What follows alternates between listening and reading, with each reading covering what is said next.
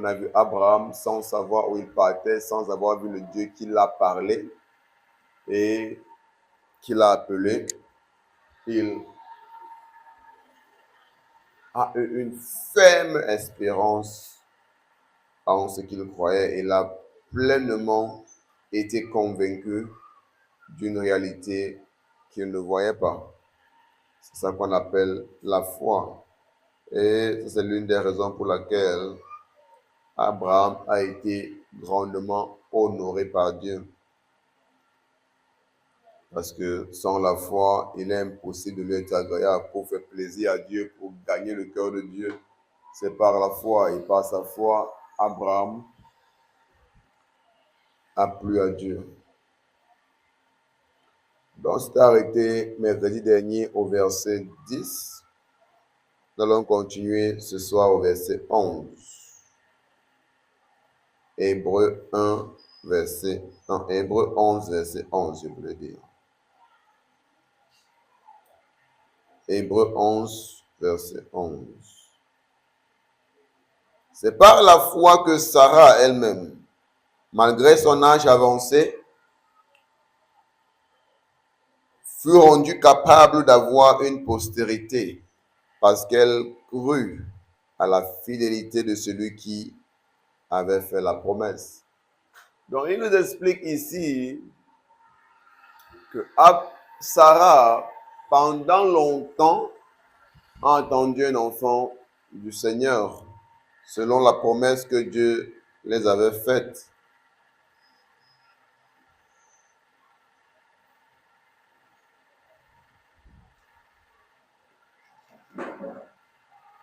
Et justement, mercredi dernier, je parlais encore du fait que parfois, quand nous lisons, nous n'arrivons pas à comprendre la profondeur de ce qui est exprimé parce que quand tu lis, ça passe tellement rapidement.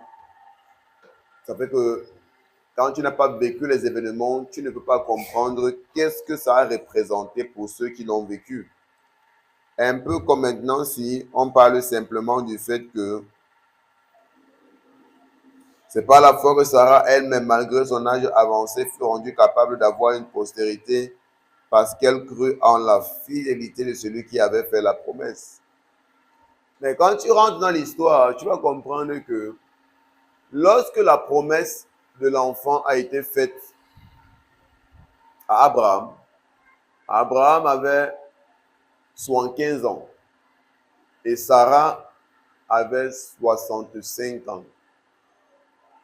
Mais c'est après 25 ans que la promesse se réalisa. Ça veut dire que pendant 25 ans, les gens sont en train d'attendre une promesse. Et une promesse de quoi? Une promesse du fruit des entrailles. Tu peux imaginer que tu as fait quand, pendant près de 20 ans, tu es en train de faire confiance à Dieu pour le fruit des entrailles. Imagine pas quoi ça ressemble.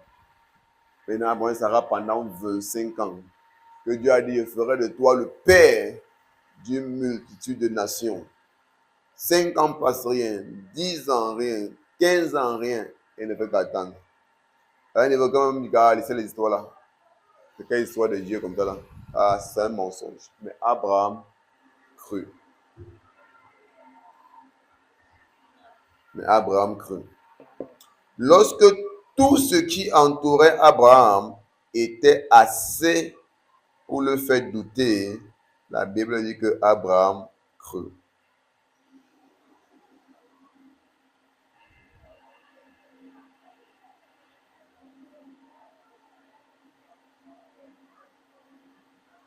C'est pourquoi c'est important parfois de prendre le temps pour révéler la profondeur de ces choses, parce que quand tu lis simplement en passant, les gens ne comprennent pas le contexte et ne comprennent pas ce qui a été révélé au travers des Écritures.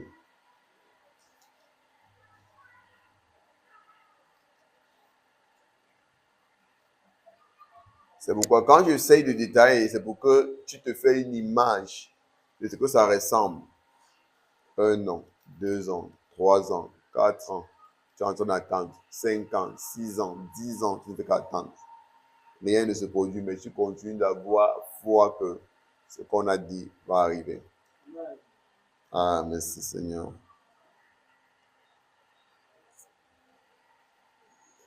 Romains chapitre 4, verset 16. On parle encore ici de comment Abraham a cru par rapport à l'enfant.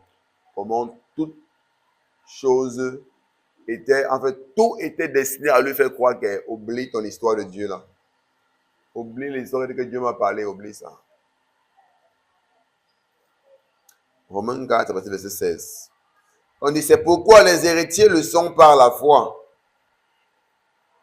pour que ce soit par grâce, afin que la promesse soit assurée à toute la postérité, non seulement à celle qui est sous la loi, mais aussi à celle qui a la foi d'Abraham, notre Père à tous.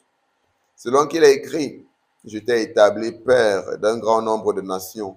Il est notre Père devant celui auquel il a cru, Dieu qui donne la vie aux morts et qui appelle les choses qui ne sont pas comme si elles étaient. Vous voyez la foi de Dieu? La foi de Dieu est cette foi qui appelle les choses qui ne sont pas comme si elles étaient. C'est pourquoi dans Hébreu 11, on dit quoi? La foi est une ferme assurance des choses qu'on espère. Ou encore pour dire qu'une ferme assurance des choses qu'on ne voit pas. C'est une ferme assurance des choses qu'on espère et une démonstration de celles qu'on ne voit pas. Maintenant, dans le verset 17, il nous fait comprendre que Dieu donne la vie aux morts et il appelle les choses qui ne sont pas comme si elles étaient. Donc tu comprends que dans Hébreu 11, on parle de quoi? La foi de Dieu. J'insiste sur ça, pourquoi? Parce que il y a des prédicateurs qui enseignent vraiment tout genre de choses dehors. Parce qu'il y a un prédicateur qui a dit carrément que la Hébreu 11, c'est la foi de l'Ancien Testament. Donc parfois, quand on me voit insister sur les choses, parce que je connais ce qui est dit dehors. Et je vous le dis pour que demain, quand vous allez entendre, que vous n'avez pas surpris. Pour que vous n'ayez pas influencé parce que quelqu'un va dire, mais que vous soyez assis pour comprendre que ce qu'on m'a enseigné, si voilà les bases, voilà les racines. Donc parfois, quand j'insiste sur le sujet, ce n'est pas pour rien. Je connais ce qui se passe dehors. En tant qu'homme de Dieu, j'ai fréquenté plusieurs milieux. Je connais un peu qu'est-ce que les gens pensent, qu'est-ce qu'ils disent.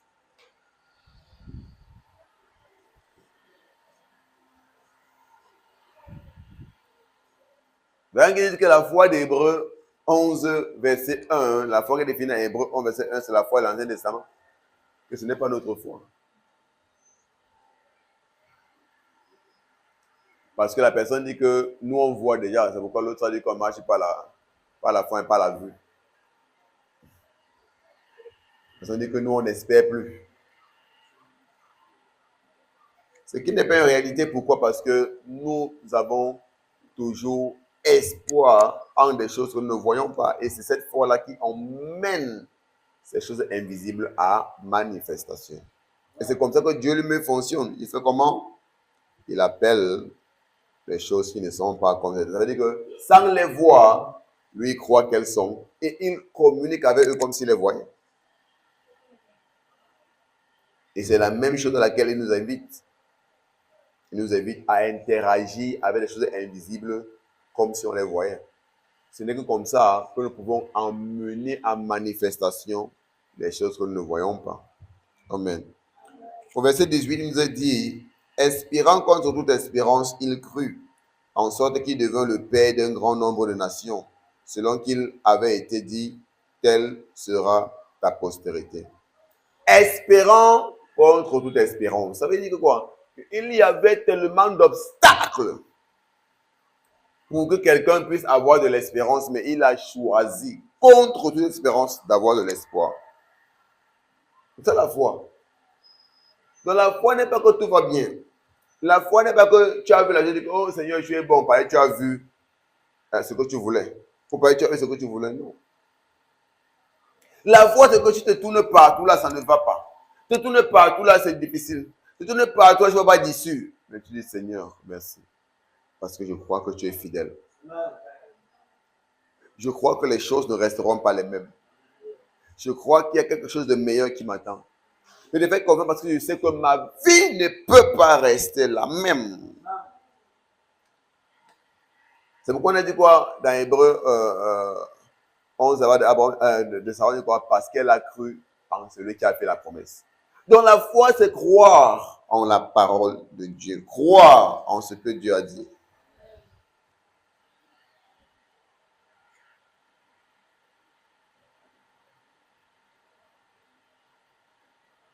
Donc quand quelqu'un commence à croire en la parole de Dieu, en ce que Dieu a dit, lui aussi va commencer à dire des choses et il va croire que ce qu'il dit arrive. Donc c'est la foi en Dieu qui engendre la foi de Dieu dans nos cœurs.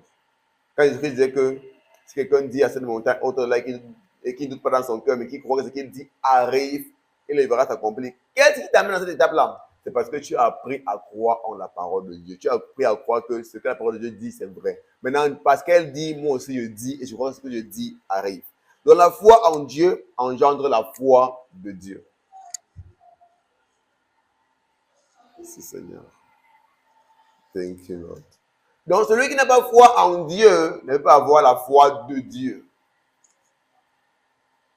Celui qui n'a pas foi en Dieu ne peut pas manifester la foi de Dieu.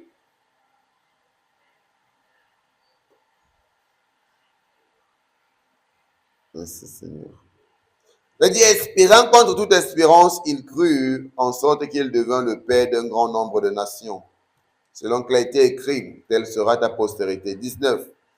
Et sans faiblir dans la foi, il ne considéra pas que son corps était déjà usé, puisqu'il avait près de 100 ans, et que Sarah n'était plus en état d'avoir des enfants. Ah, Jésus. Donc, qu'est-ce que Paul nous dit? Paul nous dit que regardez, tous les aspects physiques étaient assez pour nous faire comprendre qu'elle oublie l'histoire là. Tous les aspects physiques étaient contre le fait qu'il croie que la parole de Dieu puisse encore se réaliser. Il commence par nous dire que quoi? Ça faisait d'abord déjà près de 25 ans que Dieu fait la promesse. En ce temps, il avait déjà vieilli, au point où son corps à lui était déjà usé. Sarah avait déjà surpassé la ménopause. On n'est pas seulement dépassé, elle a surpassé. Amen. Donc, s'il fallait regarder aux réalités naturelles, il n'y avait plus moyen de penser à une telle chose. Donc, toutes les choses qui les entouraient, les montraient que, oubliez cette histoire. Oubliez. Mais il nous a dit quoi? Il ne faiblit pas dans la foi. Et il refusa de considérer le fait que son corps était déjà usé. Il dit quoi? Il ne considéra point. Ça veut dire qu'en réalité, son corps était déjà usé, mais par la foi de Dieu, il a refusé de considérer que son corps est déjà usé. Foi, c'est quoi? Une ferme assurance des choses qu'on espère. C'est pourquoi il nous dit quoi? La foi de Dieu et la foi en Dieu va redéfinir tes actions. Tu ne peux pas avoir foi en Dieu et tu n'agis pas sur cette foi. Et tu ne prends pas des actions sur cette foi. Et tu ne prends pas des décisions sur cette foi. Donc les choses que les personnes disent que la foi est dans le cœur, c'est pourquoi Jacques pouvait dire que quoi? Montre-moi tes œuvres et je te montrerai ma foi. Parce que la foi sans les œuvres est morte. Donc la foi doit produire des choses en toi. La foi doit te conduire à des actes.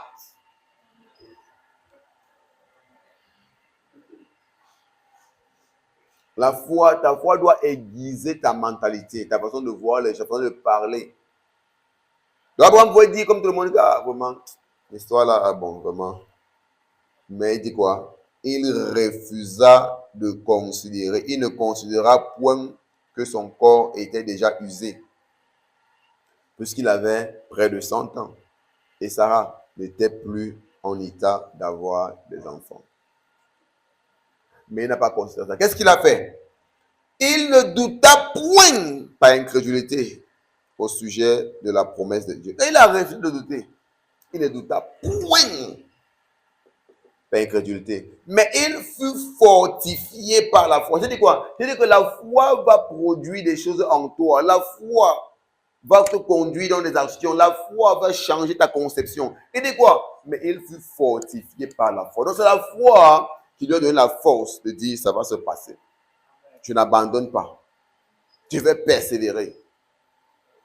Donc la foi fait quoi? Il dit qu'il fut fortifié par la foi, donnant gloire à Dieu. Donc la foi fait quoi? La foi va produire des choses en toi. Une foi qui te laisse la même, ce n'est pas une foi. Une foi qui ne change rien dans ta façon de penser, ta façon d'agir, ta façon de voir les choses. Donc la plupart des gens appellent la foi dans le cœur sont les histoires qu'ils racontent. Parce que la vraie foi redéfinit ta vie. Amen.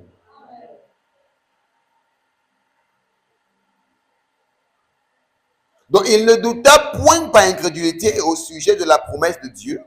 Seigneur, tu es fidèle. Donc quelqu'un qui a la foi en Dieu et qui va le conduire dans la foi de Dieu, c'est celui-là qui, malgré les oppositions, malgré les obstacles, malgré les difficultés, même quand tout semble ne pas aller, même quand tout veut lui montrer que vraiment tu n'es pas parti nulle part, même quand tout veut lui montrer que tu ne seras rien dans ce monde-ci, parce que Dieu a dit qu'il ne t'abandonnera pas.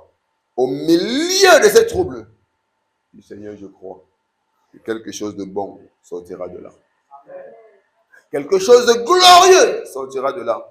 Père, quand je regardais à gauche, je regardais à droite, il n'y a rien comme un signe. Il n'y a rien qui me donne espoir. Mais mon espoir, c'est en ces choses que je ne vois pas. À la fois. Mon espoir, c'est en ta parole. Et je refuse de douter par incrédulité. Et j'ai choisi de croire en toi. J'ai choisi de croire en ta promesse. J'ai choisi de croire en ta fidélité. Voilà comment l'enfant de Dieu marche. Mais la plupart du temps, ce n'est pas ce que nous pratiquons. C'est pourquoi on voit des enfants de Dieu qui sont inquiets, soucieux, tout en train de penser, ah, ma vie c'est là, je vais devenir quelque chose. Oh, oh, ça se passe. Tu vas le voir manquer le culte. Ah, c'est quoi? Il est anxieux. Ah, vraiment, je ne sais pas ce qui va se passer dans ma vie. Tout en train de se plaindre. Pourquoi? C'est le manque de foi. C'est pourquoi un homme de foi n'est pas un homme de plainte. Un homme de foi n'est pas un homme d'inquiétude. Quand Paul dit que ne vous inquiétez de rien, c'est pourquoi? C'est parce que tu marches par la foi. Parce que tu ne vas pas par la foi, tu vas t'inquiéter. Tu vas t'inquiéter. Donc la différence entre les hommes, c'est quoi? C'est la foi. Ce qui fait que deux personnes vivent la même situation, mais l'autre sera calme et tranquille, relax, comme s'il n'y a rien. C'est la foi. Sa confiance envers Dieu. Ce n'est pas que tout va bien, non, c'est la foi. Et c'est là où les gens nous comprennent souvent mal. Parce que quand on se plaint, on pense que tout va bien. Ils pensent que non, c'est eux qui ont trop de problèmes, nous on n'a pas de problème. Non. C'est la différence entre nous, c'est la foi. Parce qu'on a compris que se plaindre n'ajoute rien à ta vie. T'inquiéter n'ajoute rien à ta vie. Je ne sais pas si vous avez vu quelqu'un passer s'inquiéter, les choses ont changé. C'est-à-dire que qui parmi vous, à force d'inquiétude, a pu ajouter une seule coudée à sa vie? Qui parmi vous, à force d'inquiétude, a pu ajouter une seule minute ou une seule seconde à sa vie? Personne ne peut pas t'inquiéter, non. Maintenant, bien que tu le sais, ça ne veut pas dire que tu ne vas pas t'inquiéter. C'est la foi qui va t'amener à ne pas t'inquiéter. Parce que les gens savent même que les autres ne changent rien, mais ils s'inquiètent toujours. Pourquoi? Parce que ce n'est que par la foi que tu peux dominer ces inquiétudes. Donc c'est pourquoi ce n'est pas assez d'être informé. Mais il faudrait bâtir la foi en Dieu. Et cette foi est bâtie dans quoi? Dans la communion avec Dieu. Dans la parole, dans la prière. Être informé n'est pas assez. Beaucoup le savent. On le répète tous les jours. L'inquiétude ne t'aide pas. Les gens s'inquiètent toujours. Les gens s'inquiètent toujours.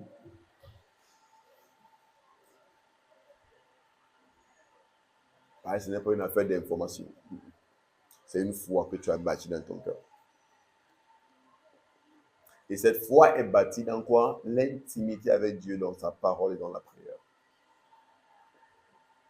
Où ton cœur commence à être tellement rassuré en Dieu. Tellement convaincu de sa présence, convaincu de sa réalité. Tu le vois, mais tu deviens de plus en plus convaincu que non, Dieu est avec moi. Dieu existe, Dieu est là pour moi. Je ne doute pas. Même quand il est difficile, c'est Dieu. Tu es convaincu, non, Dieu est là. Il est avec moi. Tu as une conviction dans ton cœur. C'est ça la foi. Et pour ceux qui avancent vraiment avec Dieu, tu vas te rendre compte que depuis le début jusqu'à maintenant, tu es de plus en plus convaincu de sa véracité. Ce n'est pas le cas, c'est que je suis pas en train d'avancer. Parce que chaque jour que le temps passe, tu dois devenir plus convaincu de la véracité de Dieu. Voilà comment tu connais si tu avances avec Dieu ou pas. Tu es plus rassuré de sa véracité. C'est ça qui fait ce que maintenant, si toute ta vie tu l'as bâti autour de la personne de Dieu, pas juste pour toi, Dieu n'est pas une information, Dieu est une réalité. Avant de faire ci, Seigneur, est-ce que c'est ta volonté? Est-ce que Seigneur prend plaisir à ça avant que je le fasse? Maintenant qu'ils mènent leur vie, ils font tout lâcher les jets parce qu'ils ne sont pas au courant de Dieu. Dieu, pour eux, c'est une information. C'est pourquoi il dit que est-ce que c'est ce qui fait plaisir à Dieu ou pas? Est-ce que Dieu, ce n'est pas dans leur pensée parce qu'ils ne sont pas convaincus de la véracité de Dieu.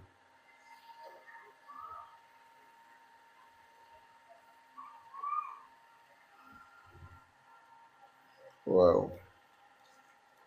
Je ne sais pas si on est ensemble. Donc il dit qu'il ne douta point, verset 20, par incrédulité au sujet de la promesse de Dieu, mais il fut fortifié par la foi, donnant gloire à Dieu. Et ayant la pleine conviction que ce qu'il promet, il peut aussi l'accomplir. Ah, merci Seigneur. Donc il avait la pleine conviction que ce que Dieu promet, Dieu peut aussi l'accomplir. C'est pourquoi cela lui fut imputé en justice. C'est à cause de la foi qu'il fut justifié devant Dieu. Pourquoi sans la foi, il est impossible d'être agréable à Dieu. Donc le meilleur moyen de conquérir le cœur de Dieu, c'est par la foi en Dieu. Quand tu es convaincu de sa véracité. Tu sais qu'elle existe, tu sais qu'elle est présente. Pour toi, il n'est plus une information. Pour toi, il n'est plus une chose imaginaire comme beaucoup de personnes.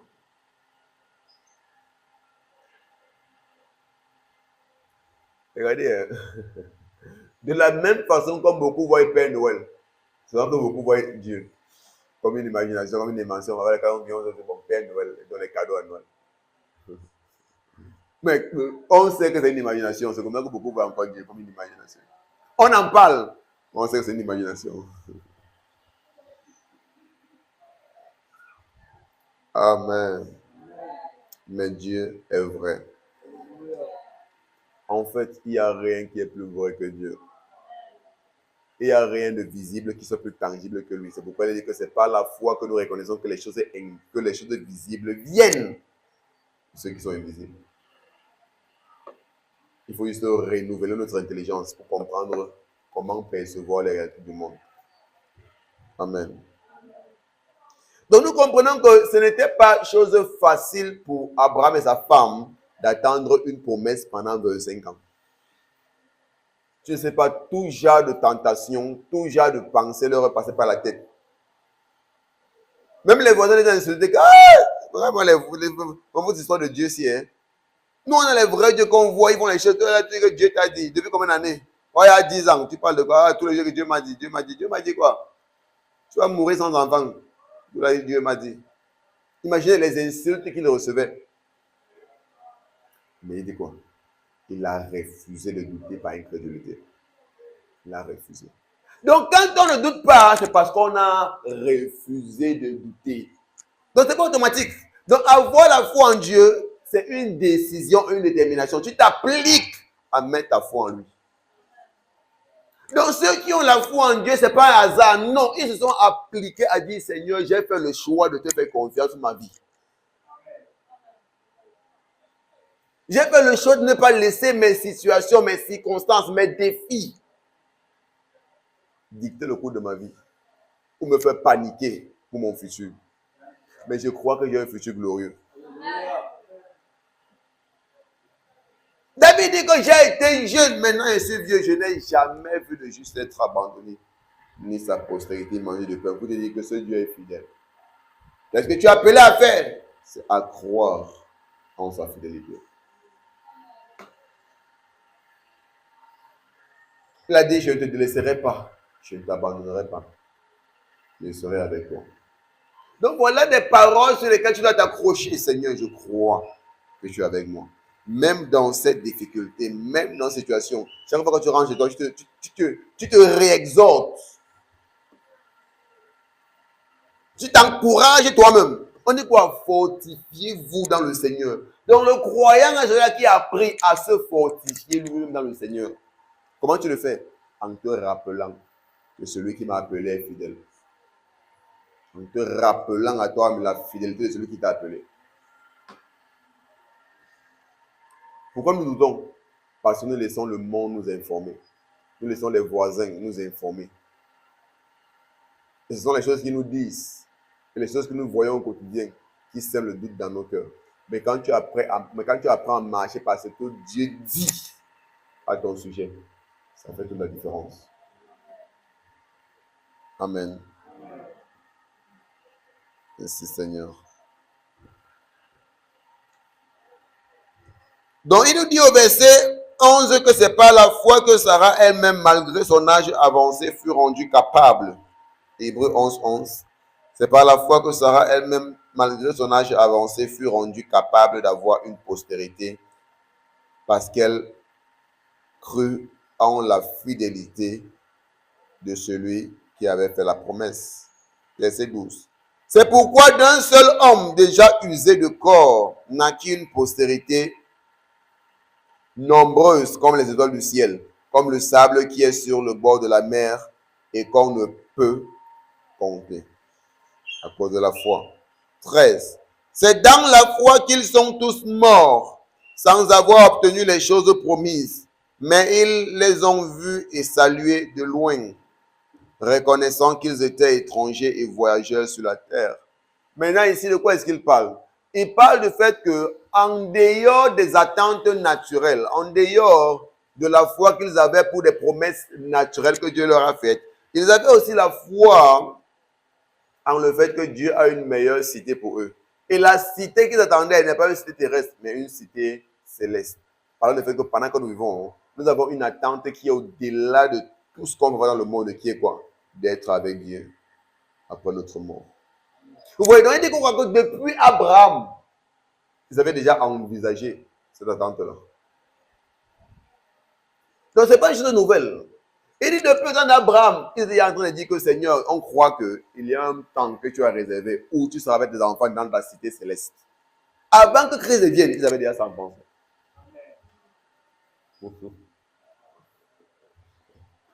Donc ce n'est pas une chose nouvelle.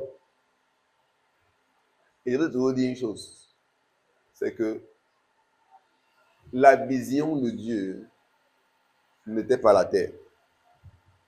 La terre était seulement une étape pour parvenir à la vision de Dieu. Je vais expliquer ça ici. Ce n'était pas la terre.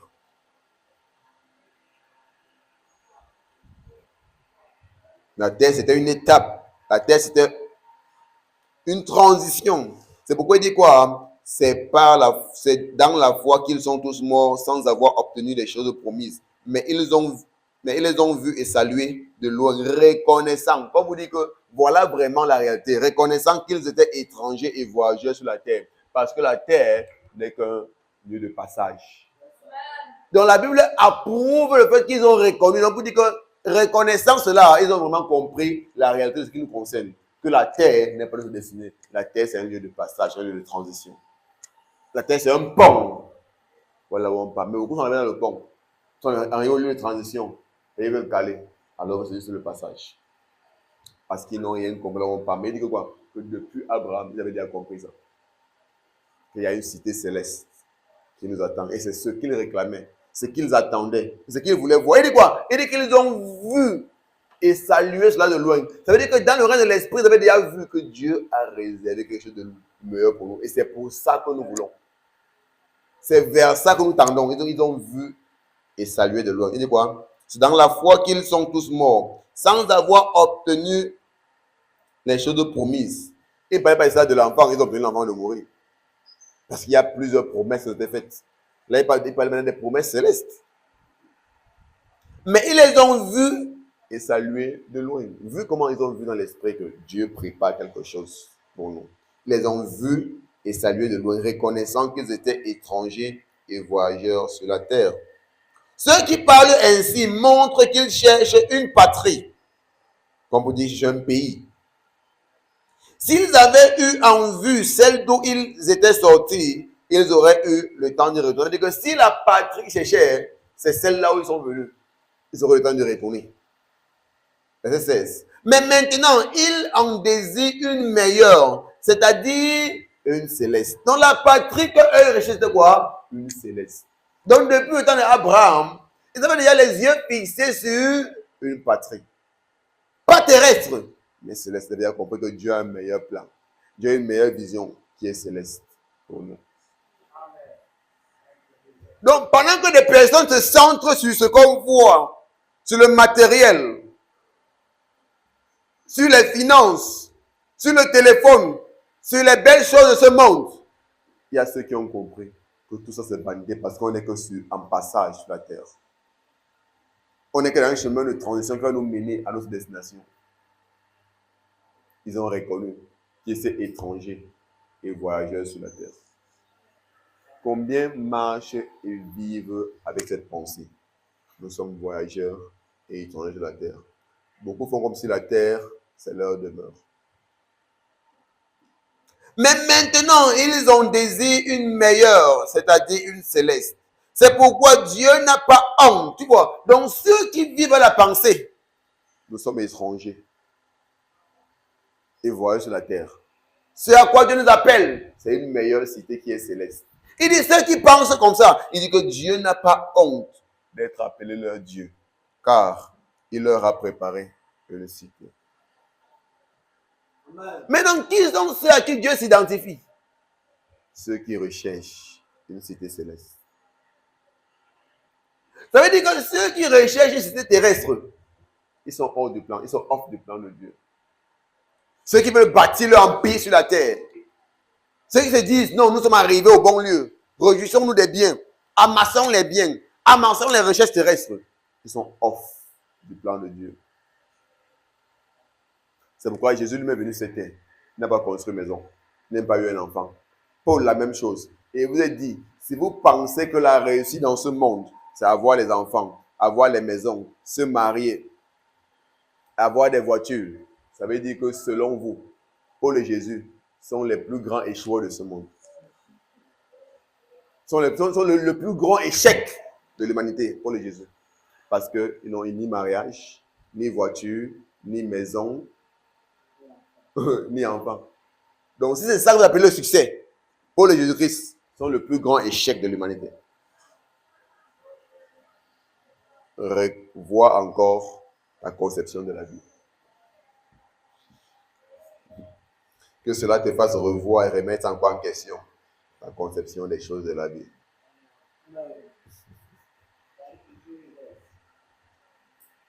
C'est ce qu'on a fait. C'est comme ça qu'on définit la vie.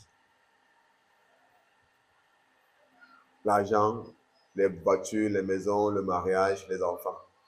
Comment on définit la vie? Les téléphones. Même le téléphone, Jésus n'a pas eu.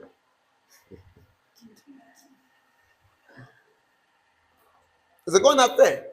Mais tu te rends compte que quand Dieu t'ouvre les yeux, quand tu vas vers le Créateur, celui qui a créé ce monde, il comprend ce monde mieux que nous. Par son manière qui t'instruit, tu te rends compte que la vision que nous avons de la vie que Dieu a créée, ce n'est pas la vision que lui-même a de la vie. C'est pourquoi il a toujours eu à dire que nous sommes le produit de Dieu.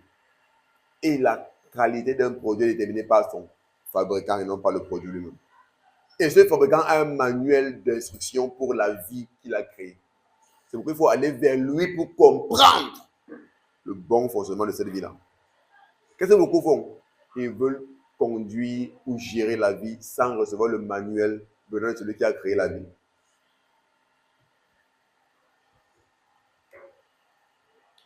Que ces paroles trouvent refuge dans ton cœur et créent une révolution dans ton cœur. Que ces paroles changent ta conception de la vie et des choses. Alors pour moi, Ces paroles m'ont beaucoup transformé depuis des années. C'est pas ça qui marche. C'est ça qui fait la distinction dans ma vie. Ça qui fait la distinction dans ma vision des choses. Vous avez compris. C'est pas tout ce qu'on regarde, tout ce qu'on cherche là. C'est pas ça la vraie chose. Tout ce pour qu'on est prêt à tuer nos frères, tuer nos sœurs. Être jaloux des autres. Faire du mal aux autres. N'est pas la réalité. C'est pas la vraie chose. J'ai compris ça depuis. Et je rends gloire à Dieu pour cela. Parce que la compréhension, c'est plus que toute chose. La compréhension vaut de l'or. La connaissance, c'est plus que l'argent. 17. C'est par la foi qu'Abraham offrit Isaac lorsqu'il fut mis à l'épreuve et qu'il offrit son fils unique, lui qui avait reçu les promesses. Donc, comme si ça ne suffisait pas avec ce Dieu. Père, tu m'as promis l'enfant, ça a fait 25 ans. Avant qu'il le voie physiquement. Avant que ça manifeste. Maintenant, il va au moins souffler et dire que, ouais, enfant. Aïe, après 25 ans. Il sort encore, dit que l'enfant là, donne-moi ça, cet enfant sacrifice. Dit que, mais finalement, toi, c'est là. Quand tu lis, hein, tu ne sais pas à quoi ça ressemble. C'est ça le problème. Je veux qu'il insiste sur ça. Quand tu lis, tu ne comprends pas. Pour toi, c'est facile, non? Dieu a demandé à mon que donne ton fils à moi pour aussi qu'il passe avec son fils. L'enfant que tu as donné pendant 25 ans. C'est toi qui penses que c'est facile.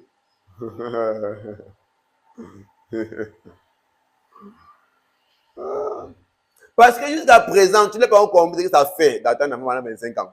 C'est pourquoi tu penses que c'est facile. Comme c'est que tu lis ça en 2 lignes. Ah, Abraham a attendu après 25 ans. Ok, Dieu a béni, il a eu l'enfant. Donc pour toi, c'est que ces 2 lignes-là.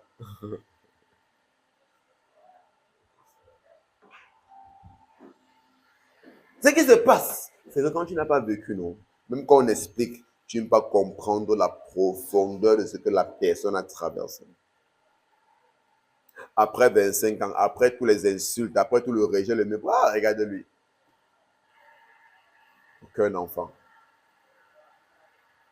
Il dit qu'il attend que Dieu l'a parlé, un Dieu qui ne voit pas.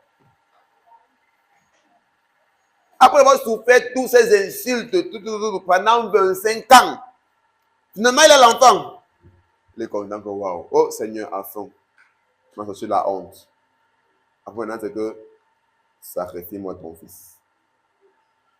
Tu vas commencer encore par où? Dis quoi aux gens? Fais comment? L'enfant que tu as attendu pendant 25 ans. Mais à cause de la foi d'Abraham, il a cru que Dieu là est fidèle. S'il demande que je sacrifie mon enfant, je crois qu'il a un moyen de me le redonner parce que déjà, c'est lui qui me l'a donné en premier lieu. Je ne sais pas s'il y a des gens ici ce soir, je ne sais pas. Je ne sais pas. Parce que les choses que je suis en train de partager avec vous sont vraiment excellentes. Donc Abraham s'est dit, c'est vrai, c'est dur. Supporter cela. Comment est-ce qu'après avoir attendu pendant 25 ans, il me demande encore mon enfant? Mais j'ai fait le choix de faire confiance à Dieu. J'ai fait le choix de croire en sa parole. J'ai fait le choix de croire qu'il est fidèle. Bien que je ne suis pas sûr, je crois que s'il me demande l'enfant que lui m'a donné, il a un moyen de me le remettre. Et j'ai choisi de faire confiance en sa personne, de faire confiance en sa fidélité. C'est avec cette attitude que malgré tout ce que ça représente, Abraham se lève, il va sacrifier son enfant. Je dis que c'est pas la foi qu'Abraham offrit Isaac lorsqu'il fut mis à l'épreuve et qu'il offrit son fils unique, lui qui avait reçu les promesses et à qui il avait été dit, en Isaac sera nommé pour toi une postérité. Regarde ce que Abraham pensait. 19. Il pensait que Dieu est puissant, même pour ressusciter les morts. Aussi, il croyait qu'il recouvrera son fils par une sorte de résurrection. Amen. Regarde comment la foi d'Abraham a changé sa perception des choses. Mais à cause de la foi qu'il avait en Dieu, il dit non, le Dieu, c'est le fidèle. C'est lui qui m'a promis Isaac. Il me l'a donné. Et s'il demande encore, c'est vrai, c'est une nation dure à prendre, mais je veux la prendre. Parce que je crois que s'il m'a donné Isaac et qu'il demande encore, il a un moyen de me le ramener. La foi fait quoi? Ça a changé sa personnalité. Si ce que tu appelles foi ne crée pas en toi des actions, ne change pas ta perception, ne te meut pas, te pousser à faire des choses, à prendre des actions qui sont contraires à ta pensée humaine, tu n'as pas la foi. Cette foi de plus à prendre des décisions qui vont surprendre les autres. Des décisions que même ton cerveau ne peut pas comprendre. Tu n'as pas la foi. C'est pourquoi beaucoup parlent de foi, beaucoup n'ont pas la foi. Beaucoup parlent de foi, ils n'ont pas la foi. Il dit qu'il pensait que Dieu est puissant, même pour ressusciter les morts. Aussi il le recouvra. Aussi le recouvra-t-il par une sorte de résurrection. Regardez un peu, voilà comment Abraham a marché avec Dieu. Voilà un peu comment, pendant des années, le genre de foi qu'Abraham a eu en Dieu.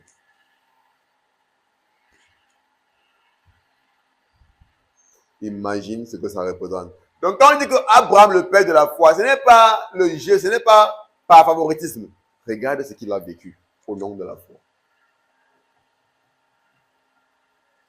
Et encore plus, ce n'est pas comme nous que maintenant, si on est à une époque là où tout le monde croit que Dieu est invisible. Ou en fait, vous veut dire que vous l'avez parlé, on croit que Dieu est invisible. En son temps, c'était une abomination de croire que Dieu est invisible.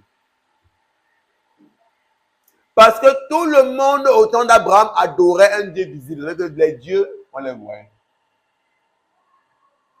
Donc, dire qu'un Dieu invisible t'a parlé, c'était une abomination. C'était une moquerie. Ah, qu'est-ce que c'est là? Un Dieu invisible comment? C'est quel est le Dieu qu'on ne voit pas. Donc, c'était un tabou au temps d'Abraham de parler d'un Dieu qu'on ne voit pas. C'est en ce moment-là que Abraham a manifesté ce genre de foi.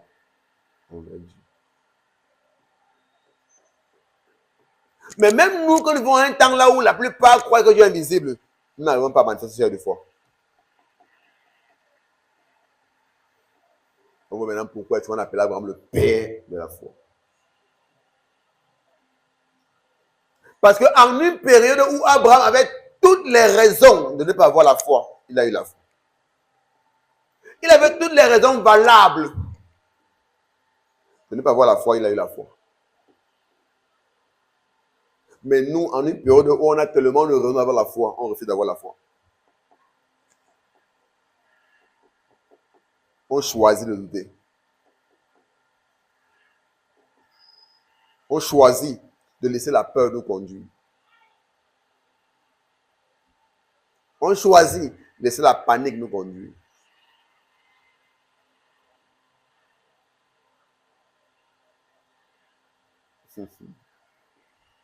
Wow.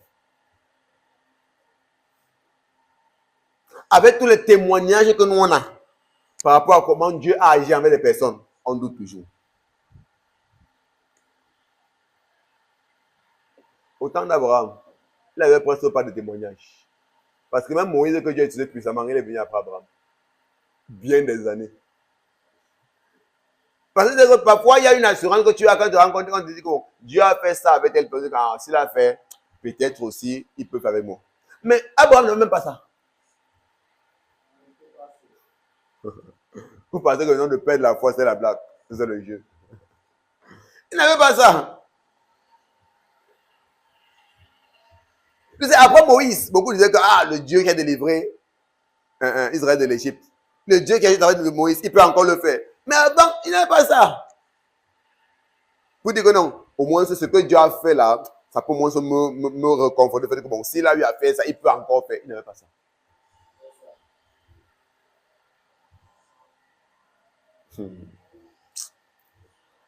Ah, que le Seigneur ouvre tes yeux et ton entendement. Amen. Verset 20. C'est par la foi qu'Isaac bénit Jacob et Ésaü en vue des choses qui devaient venir. Donc tu te rends compte que ceux qui ont marché par Dieu ont toujours eu à voir devant. ont toujours par une perception spirituelle à voir les choses à venir. C'est par la foi que que Isaac bénit Jacob et Isaü en vue des choses qui devaient venir. 21. C'est par la foi que Jacob, mourant, bénit chacun des fils de Joseph et qu'il adora appuyé sur l'extrémité de son bâton. Et quand il les a bénis de façon prophétique, parce que Joseph, lui, dans la tête, il savait que on devait poser la main droite sur le grand frère et la main gauche sur le petit frère. Il amène les enfants et son père fait le contraire. C'est pourquoi il croise ses mains pour dire que non, c'est le petit frère qui sera le supérieur dans le plan de Dieu. Donc il a béni de façon prophétique par la foi en ce que Dieu devrait faire. C'est pourquoi il dit que c'est une honte pour un croyant de ne pas voir. Et il y a beaucoup de croyants vivent et ils sont satisfaits de cet état. Là où tu ne vois rien. Tu n'as jamais de révélation. Tu n'as jamais de vision. Les choses t'arrivent, tu ne vois rien. Les choses arrivent à ton entourage, tu ne vois rien. Et tu es satisfait que c'est ça la vie. Pour moi, c'est une abomination. Et j'ai dit, Seigneur, je ne veux pas ça. Et je continue de prier, Seigneur, ça ne doit pas être comme ça. Et beaucoup là sont tranquilles. Oh, leur vie est aussi naturelle que ça l'est. Tu sors le matin pour au travail. Tu rentres le soir, tu dors. Après, tu vas comprendre, oh, ton frère est mort. Ton cousin est mort. Tu es tranquille. Les choses ne pas dans ta vie, tu es tranquille. Pour toi, c'est normal. Cherche Dieu. Pourquoi? Ta vie est bon comme cela. Pour moi, hein.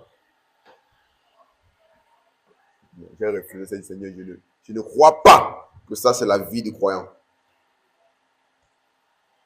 C'est pourquoi il dit que même le fait de mourir sans être au courant, pour le croyant, pour moi, c'est une honte. En fait, c'est pas normal. Tous les patriarches, avant de mourir, ils ont appelé leurs enfants. Ils ont béni comme moi. Si maintenant ils sont de partir, ils ont couché, dormi et continué leur route. Parce qu'ils savaient qu'ils sont en passage. Et vraiment, ils sont morts quand ils sont en passage. C'est vrai que rien ne les a surpris. Ils ont dit, ok, au revoir. Ils ont dormi, ils ont continué leur voyage. Dans la paix et la tranquillité. Donc tout ce qu'on vit là, quand il regarde, il dit que Seigneur, ce n'est pas comme ça doit être. Quand il m'a dit que Seigneur, ça là, je ne pense pas que c'est comme ça. Il refuse. C'est comme ça que j'ai appris à marcher avec Dieu, que Seigneur, ça là. Même si il voit ça dans la vie de qui? Et que Seigneur, quand il voit là, je ne crois pas à ça quand tu nous appelles. Soit bishop, soit archibishop, quand il voit, il dit Seigneur, je ne crois pas que c'est à ça que nous appelle. En fonction de ce que sa parole nous enseigne. Pas qu'il ne pose ces personnes, non. Seigneur, c'est vrai, il y a vu ça, mais moi, je crois que ce n'est pas à ça que je vous appelle. Sans pas question de peut-être réduire la personne ou le mépriser, non. Je parle de ce que, Seigneur, c'est ce que ta parole m'enseigne et je veux le meilleur parce que je crois que tu as le meilleur et c'est celui qui désire le meilleur qui va voir le meilleur avec toi. C'est pas parce que le Dieu est mort par empoisonnement que tu vas croire que c'est normal, non. La parole va dire que non, un grand homme de Dieu est mort par empoisonnement. Ah, pas ce que tu vois, ce que tu racontes que voilà un grand homme de Dieu mort par empoisonnement. Pourquoi? C'est parce qu'il est mort, ça veut dire que c'est ce qui doit se passer. Il peut voir une chose que lui n'a pas compris. Et on ne parle pas parce qu'on a été le mépriser. Non, on respecte sa position, mais on veut comprendre le meilleur. Parce que ce n'est pas notre position qui détermine ce qu'on a compris. Tu peux être pape, mais je que tu n'as pas compris l'écriture. Tu peux être archbishop, mais je que tu n'as pas compris l'écriture. Et on le fait avec respect. On n'est pas là pour te descendre, mais ce n'est pas tes expériences qui vont forger ma croyance en Dieu. Quand tu comprends, ce ne sont pas tes expériences qui vont forger ma foi en Dieu. Non. C'est la Bible qui doit forger ma foi en Dieu. C'est pourquoi si l'expérience de quelqu'un est contre la parole de Dieu, je vais choisir de croire la parole de Dieu. Paul dit quoi? Que tout homme soit reconnu pour menteur et Dieu c'est le vrai. Comme vous dites que même les expériences des hommes peuvent être un mensonge. Donc si tu forges ta foi en l'expérience des hommes, tu vas manquer de comprendre la réalité que Dieu te présente. Oui, c'est clair. Est-ce qu'on est ensemble ce soir?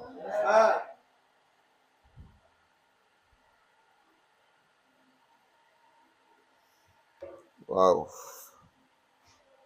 Merci Seigneur.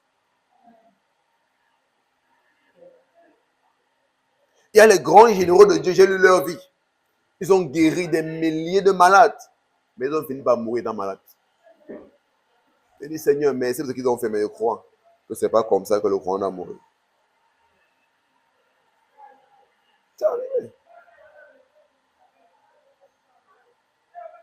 ne veut pas dire que non, si celui-ci a guéri des milliers de malades, il est mort par maladie. Ça veut dire que non, le croyant peut mourir. C'est normal quand on meurt étant malade, non. Pas du tout.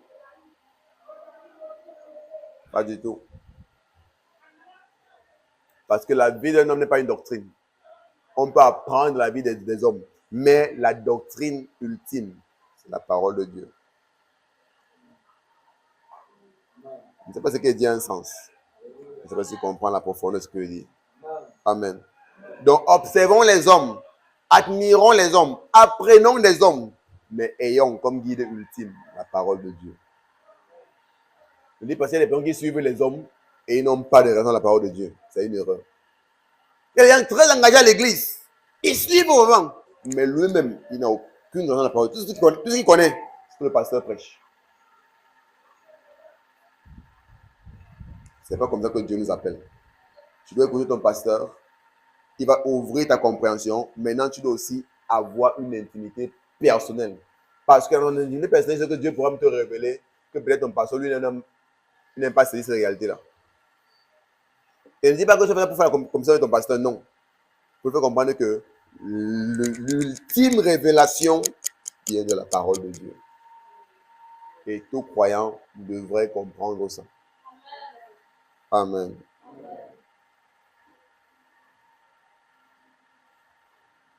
Je m'arrête là. Tiens-toi sur tes pieds.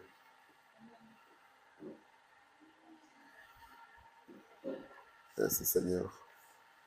Rends gloire au Père, rends gloire au Père. Rends gloire au Père pour sa parole. Merci au Père pour l'évangile de ce soir, pour la révélation qu'il t'a apportée.